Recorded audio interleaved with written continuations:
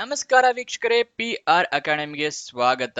ನೀವೇನಾದ್ರೂ ಜಾಬ್ ಹುಡುಕ್ತಾ ಇದ್ದೀರಾ, ಅದು ಕೂಡ ಸ್ಯಾಲ್ರಿ 75,000 ರೂಪಾಯಿ ಇರುವಂತದ್ದು, ಹಾಗಾದ್ರೆ ಕರೆಕ್ಟ್ ಆಗಿರೋ ವಿಡಿಯೋನೇ ಕ್ಲಿಕ್ ಮಾಡಿದೀರಾ. ಈ ವಿಡಿಯೋದಲ್ಲಿ 75,000 ರೂಪಾಯಿ ಇರೋ ಜಾಬ್ ಯಾವುದು, ಕ್ವಾಲಿಫಿಕೇಶನ್ ಏನಾಗಿರ್ಬೇಕು, ಉದ್ಯೋಗ ಸ್ಥಳ ಎಲ್ಲಿರುತ್ತೆ, ವಿದ್ಯಾರ್ಹತೆ ಏನ್ ಮಾಡಿರ್ಬೇಕು, ಇದೆಲ್ಲದ್ರ ಬಗ್ಗೆ ಸಂಪೂರ್ಣ ತಿಳಿಸ್ಕೊಡ್ತೀನಿ. ಹಾಗೆ ಅಪ್ಲಿಕೇಶನ್ ಹಾಕೋದು ಹೇಗೆ ಅಂತಾನೂ ತಿಳಿಸ್ಕೊಡ್ತೀನಿ. ವಿಡಿಯೋ ಕೊನೆ ತನಕ ನೋಡೋದು ಮರಿಬೇಡಿ. ಅದಕ್ಕಿಂತ ಮುಂಚೆ ಇನ್ನು ಈ ಚಾನಲ್ ಸಬ್ಸ್ಕ್ರೈಬ್ ಆಗಿಲ್ಲ ಅಂತ ಹೇಳಿದ್ರೆ ಇವಾಗಲೇ ಸಬ್ಸ್ಕ್ರೈಬ್ ಮಾಡ್ಕೊಳ್ಳಿ. ಇದೇ ರೀತಿ ಪ್ರತಿದಿನನೂ ವಿಡಿಯೋ ಅಪ್ಲೋಡ್ ಆಗುತ್ತೆ. ನೀವು ಅಪ್ಲಿಕೇಶನ್ ಆದಷ್ಟು ಬೇಗ ಹಾಕೋಬಹುದು. ನೋಟಿಫಿಕೇಶನ್ ಐಕನ್ ಕ್ಲಿಕ್ ಮಾಡೋದು ಮರಿಬೇಡಿ. ವಿಡಿಯೋ ಶುರು ಮಾಡೋಣ. ಯೂನಿವರ್ಸಿಟಿ ಆಫ್ ಅಗ್ರಿಕಲ್ಚರಲ್ ಸೈನ್ಸಸ್ ಅಂದರೆ ಕೃಷಿ ವಿಶ್ವವಿದ್ಯಾಲಯದವರು SRF ಅಂದರೆ senior research fellow, Young professional 1 ಮತ್ತೆ ಪ್ರಾಜೆಕ್ಟ್ ಕೋಆರ್ಡಿನೇಟರ್ ಹುದ್ದೆಗೆ ಅರ್ಜಿ ಕರೆದಿದ್ದಾರೆ. ಸ್ಯಾಲ್ರಿ 30ರಿಂದ 75,000 ತನಕನೂ ಇದೆ. ಓಕೆನಾ.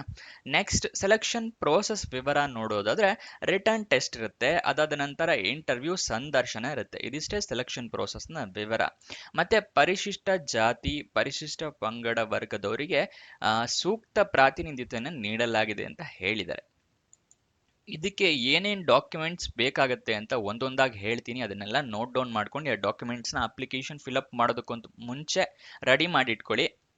ಅಪ್ಲಿಕೇಶನ್ ಫಿಲಪ್ ಮಾಡೋದಕ್ಕೆ ಈಸಿ ಆಗುತ್ತೆ. ಬೇಕಾದ್ರೆ ಸ್ಕ್ರೀನ್ಶಾಟ್ ತೊಗೊಳ್ಳಿ, ಇದನ್ನು ನಿಮಗೆ ಡಾಕ್ಯುಮೆಂಟ್ಸ್ ಯಾವ್ದಾದ್ರು ರೆಡಿ ಮಾಡಿ ಇಟ್ಕೋಬೇಕು ಅಂತ ಹೇಳಿ.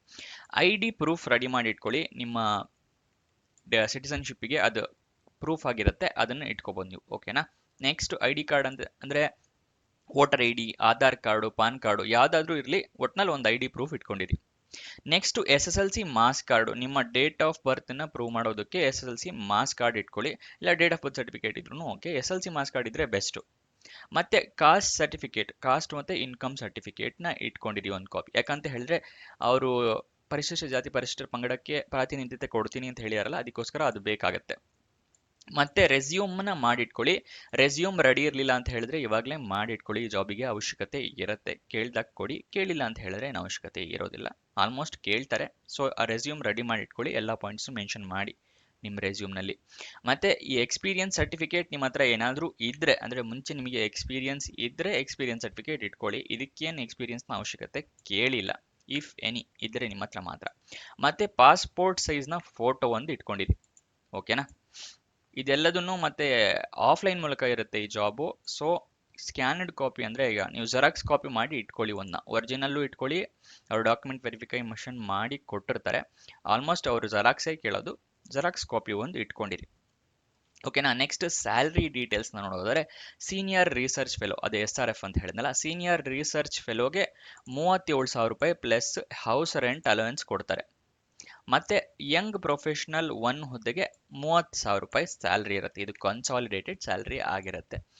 ನೆಕ್ಸ್ಟ್ ಪ್ರಾಜೆಕ್ಟ್ ಕೋಆರ್ಡಿನೇಟರ್ ಹುದ್ದೆಗೆ 75,000 ರೂಪಾಯಿ ಸ್ಯಾಲ್ರಿ ಇದೆ.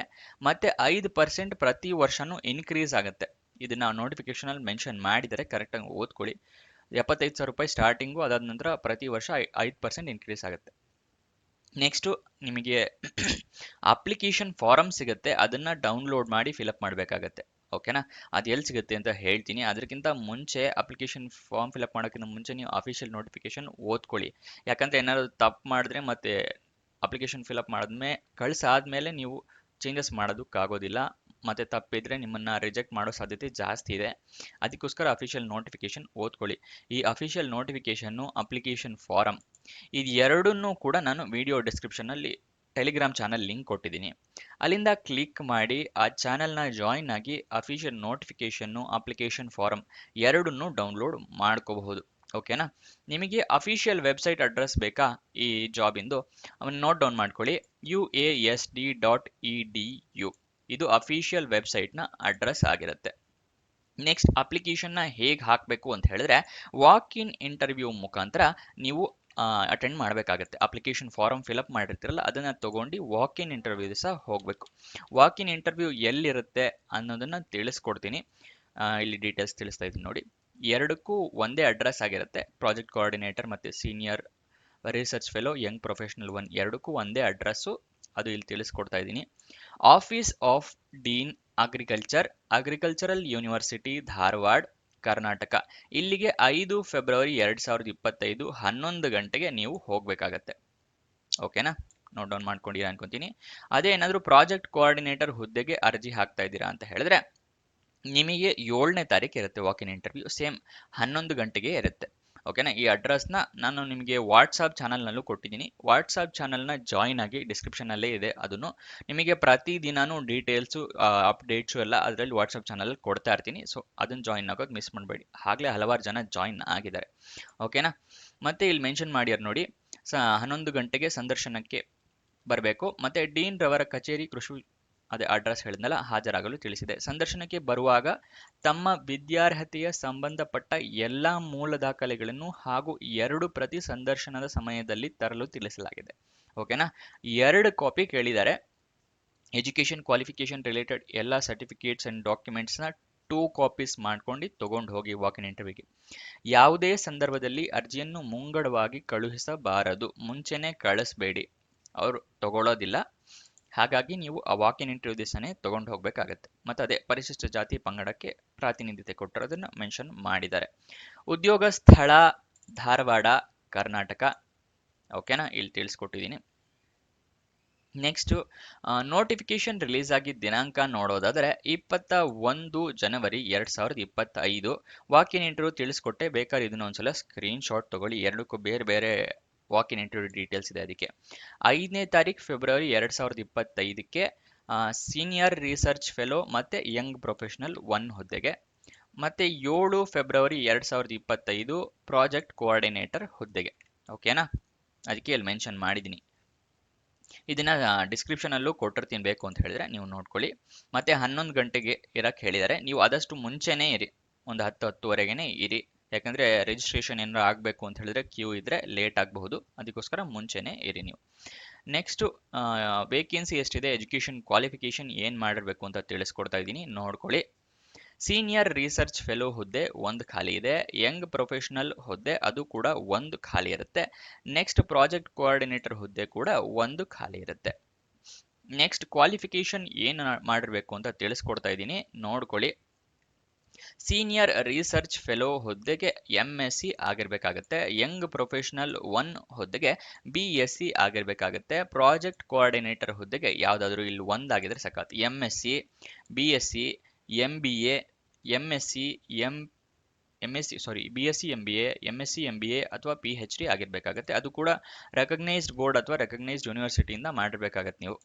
ಓಕೆನಾ? ಅಪ್ಲಿಕೇಶನ್ ಫಾರಮ್ ಅಂತ ಹೇಳಿದ್ನಲ್ಲ, ಇಲ್ಲಿ ತೋರಿಸ್ತಾ ಇದ್ದೀನಿ ನೋಡಿ. 2 ಹುದ್ದೆಗೂ project coordinator, senior research fellow ಮತ್ತು ಯಂಗ್ ಪ್ರೊಫೆಷನಲ್ 1 ಎಲ್ಲ ಹುದ್ದೆಗೂ ಇದೇ ಅಪ್ಲಿಕೇಶನ್ ಫಾರಮ್ ಇರುತ್ತೆ.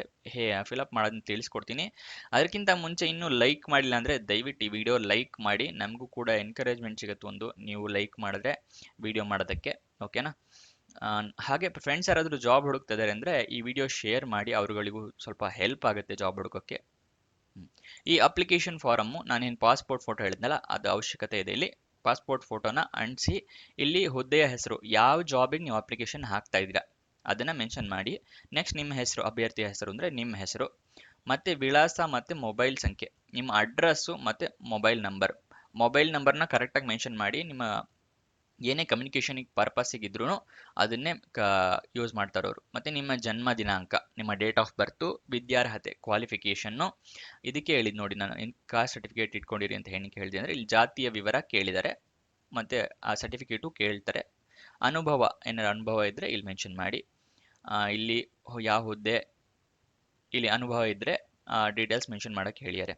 ಯಾವ ಹುದ್ದೆಯಲ್ಲಿ, ಮುಂಚೆ ಯಾವ ಹುದ್ದೆಯಲ್ಲಿ ಕೆಲಸ ಮಾಡ್ತಿದ್ರಿ, ಯಾವತ್ತಿಂದ ಯಾವತ್ತಿನವರೆಗೆ, ಜಾಯ್ನ್ ಆಗಿದ್ದ ಡೇಟು, ಬಿಟ್ಟಿದ್ದ ಡೇಟು, ಅವಧಿ, ಸಂಸ್ಥೆಯ ಹೆಸರು, ಯಾವ ಕಂಪ್ನಿಲಿ ಕೆಲಸ ಮಾಡ್ತಿದ್ರಿ, ಯಾವ ಆರ್ಗನೈಸೇಷನ್ ಕೆಲಸ ಮಾಡ್ತಿದ್ರಿ ಅಂತ ಹೇಳಿ. ಇಲ್ಲಿ ನೋಡಿ, ವಿಶ್ವವಿದ್ಯಾಲಯದಲ್ಲಿ ಸಲ್ಲಿಸಿದ ಸೇವೆಯನ್ನು ಖಾಯಂ ಹುದ್ದೆಗೆ ಪರಿಗಣಿಸಲು ಹಕ್ಕೆಂದು ಸಾಧಿಸಲು ಅವಕಾಶವಿಲ್ಲ.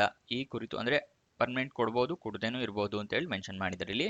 ಈ ಕುರಿತು ತಾತ್ಕಾಲಿಕ ನೇಮಕಗೊಂಡ ಅಭ್ಯರ್ಥಿಗಳು ಸೇರುವ ಮುನ್ನ ₹100 ಚಾಪಕಾಗದದ ಮೇಲೆ ನಿಗದಿತ ನಮೂನೆ ಫಾರಂ TR2 ಅಲ್ಲಿ ಮುಚ್ಚಳಿಕೆಯ ಪತ್ರ ಸಲ್ಲಿಸಬೇಕು. ಅಂದರೆ ನೀವೇನಾದ್ರು ಸೆಲೆಕ್ಟ್ ಆಗಿ ಈ ಜಾಬಿಗೆ ಹೋಗ್ತಾ ಇದ್ದೀರಾ ಅಂತ ಹೇಳಿದ್ರೆ ಬಾಂಡ್ ಪೇಪರ್ ಮೇಲೆ ₹100 ಬಾಂಡ್ ಪೇಪರ್ ಮೇಲೆ ನೀವು ಬರೆದು ಕೊಡಬೇಕಾಗತ್ತೆ. ಅವ್ರದ್ದು ನಿಮ್ಮದು ಸಿಗ್ನೇಚರ್ ಇರುತ್ತೆ, ಅದನ್ನು ಅಲ್ಲಿ ನಿಮಗೆ ತಿಳಿಸ್ಕೊಡ್ತಾರೆ. ಓಕೆನಾ? ಅದನ್ನ ಇಲ್ಲಿ ಮುಂಚೆನೇ ಮೆನ್ಷನ್ ಮಾಡಿದ್ದಾರೆ ಅಷ್ಟೇ ಅವರು. ದೃಢೀಕೃತ ದಾಖಲೆ ಪಟ್ಟಿ ಮಾಡಿದ 2 ಪ್ರತಿಗಳನ್ನು ಸಂದರ್ಶನಕ್ಕೆ ಬರುವಾಗ ಕಡ್ಡಾಯವಾಗಿ ತರತಕ್ಕದ್ದು. ಅದೇ 2 ಕಾಪೀಸ್‌ನ ತಗೊಂಬನ್ನಿ. ಇದ್ರ ಜೊತೆನೆ ಪಿನ್ ಮಾಡೋದೇನು ಬೇಡ. ನೀವು ಹಾಗೆ ತಗೊಂಡು ಹೋಗಿರಿ. ಅವ್ರು ಕೇಳಿದಾಗ ಕೊಟ್ಟರೆ ಸಾಕಾಗತ್ತೆ.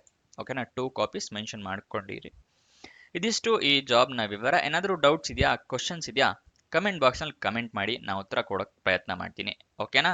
ಲೈಕ್ ಮಾಡೋದು ಮರಿಬೇಡಿ ಕೊನೆಯದಾಗಿ.